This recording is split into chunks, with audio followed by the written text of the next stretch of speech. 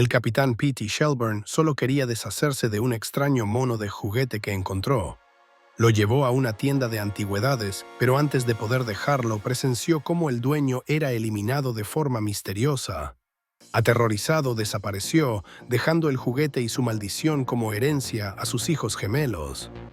25 años después, ese mismo mono regresa a la vida de Hal Shelburne cuando intenta reconectar con su hijo. Lo que sigue es una cadena de muertes inexplicables que nos obliga a preguntarnos: ¿puede un objeto contener maldad pura? En este análisis, desentrañaremos los símbolos y significados ocultos que hacen de El Mono mucho más que una película de terror convencional. El juguete maldito. ¿Cómo un objeto inocente se convierte en un arma del mal? El mono de juguete en esta película no es solo un objeto, sino un recipiente de algo mucho más oscuro. Su apariencia inocente, esos ojos de vidrio, la sonrisa cosida, el pelaje desgastado, oculta una capacidad destructiva que desafía la lógica. Este contraste entre lo mundano y lo maligno es precisamente lo que lo hace tan perturbador. No se trata de un demonio con cuernos o un fantasma sangriento, sino de algo que cualquiera podría encontrar en un mercadillo de segunda mano. La idea de objetos malditos no es nueva. A lo largo de la historia, culturas diversas han atribuido poderes oscuros a artefactos aparentemente normales.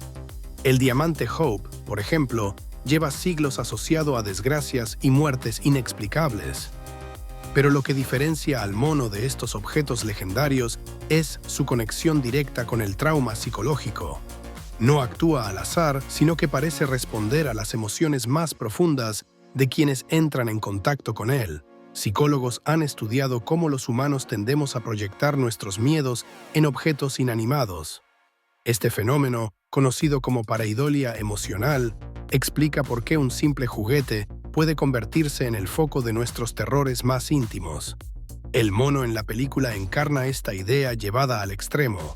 No solo refleja el miedo, sino que lo materializa de formas violentas e impredecibles. La escena en la tienda de antigüedades es clave para entender este mecanismo. Cuando el dueño del local sostiene el mono, hay un momento de tensión casi imperceptible antes de que ocurra lo inevitable. La cámara enfoca esos ojos de vidrio mientras las manos del hombre comienzan a temblar. No vemos lo que sucede después, pero el resultado es claro. Otro nombre se suma a la lista de víctimas del juguete. Lo interesante aquí no es solo la muerte en sí, sino lo que representa: la primera vez que el mono revela su verdadera naturaleza ante P.T. Shelburne. Stephen King ha explorado repetidamente este concepto de maldad cotidiana en sus obras.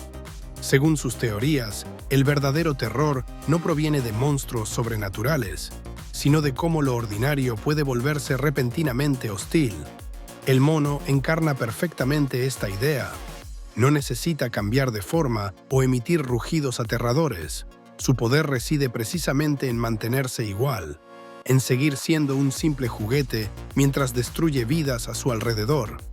Lo que hace especialmente efectivo al mono como símbolo de terror es su ambigüedad.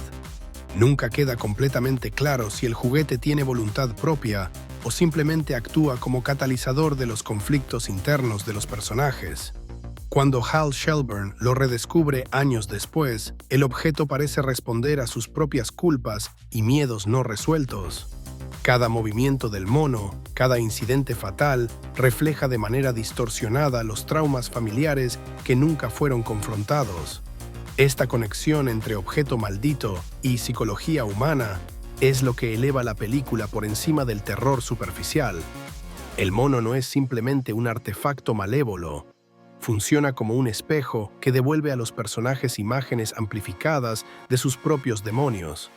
En el caso de los Shelburne, estos demonios tienen nombres concretos: el abandono, la culpa del padre, la rivalidad entre hermanos que nunca se resolvió.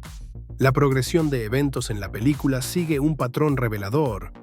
Cada vez que el mono reaparece, coincide con momentos de vulnerabilidad emocional en los personajes. No ataca al azar, sino en puntos precisos, aquellos en donde las defensas psicológicas están más bajas.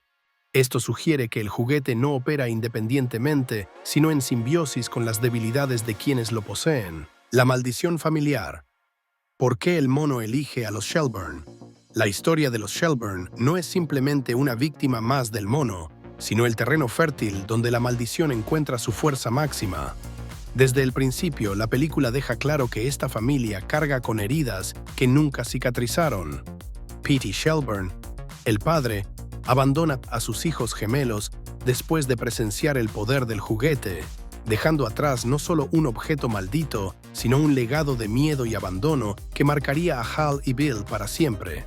La dinámica entre los hermanos gemelos es clave para entender por qué el mono los persigue con tanta insistencia. Hal y Bill no son simplemente hermanos, son reflejos distorsionados el uno del otro. Mientras Hal intenta reconstruir su vida y reconectar con su propio hijo, Bill se aferra al resentimiento y la ira acumulados durante años. Esta tensión no resuelta actúa como imán para el mono, que parece alimentarse de la energía negativa que generan sus conflictos. Expertos en narrativa señalan que en el horror, los personajes a menudo son cómplices de su propia destrucción, y los Shelburne encajan perfectamente en este patrón. La muerte de Lois, la madre, es quizás el ejemplo más claro de cómo el mono explota las debilidades familiares. No es un acto aleatorio de violencia, sino un golpe calculado que refleja los traumas específicos de la familia. Lois muere en circunstancias que directamente vinculan a Hal con la tragedia, reforzando los sentimientos de culpa que ya lo atormentaban. La película sugiere que el mono opera como un catalizador, llevando al extremo las emociones negativas que ya existían en la familia. No crea el conflicto, simplemente lo revela y lo intensifica. La herencia que reciben Hal y Bill no es solo física, ese juguete maldito, sino emocional y psicológica. Crecen en la sombra de un padre ausente y un secreto familiar que nunca comprendieron del todo. Cuando adultos, repiten patrones similares. Hal se distancia de su propio hijo, mientras Bill se convierte en una versión distorsionada de su padre. El mono parece reconocer esta repetición de patrones y se aprovecha de ella, atacando justo donde más duele.